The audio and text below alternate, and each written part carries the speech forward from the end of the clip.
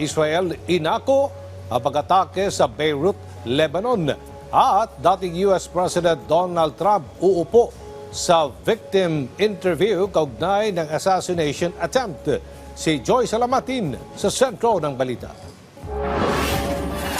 Inako ng Israel ang nangyaring airstrike sa Beirut, Lebanon na ikinasawi ng 12 individual. Ayon sa Israel, matagumpay nilang napatay ang target nila na Hezbollah commander na anilay responsable sa pag-atake sa Maghal Shams noong nakaraang Sabado. Una nang nagbabala ang Hezbollah sa Israel na sa oras na atakihin nito ang Beirut ay hindi sila magdadalawang isip na umatake sa Tel Aviv. Kinondena naman ng ilang bansa kabilang ang Iran ang nasabing insidente na anilay magpapatindi lang sa kaguluhan.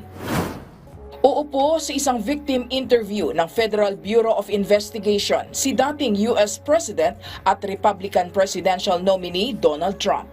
Kaugnay ito ng assassination attempt sa kanya habang siya'y nasa campaign rally sa Pennsylvania. Ayon sa FBI, nais nilang makuha ang perspective na naobserbahan ni Trump nang mangyari ang pamamaril.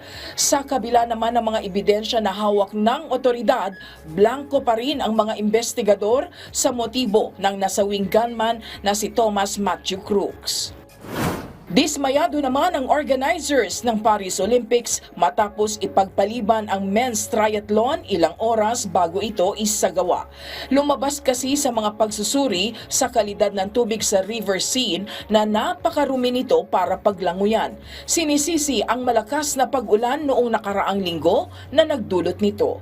Joy Salamatin para sa Pambansang TV sa Bagong Pilipinas.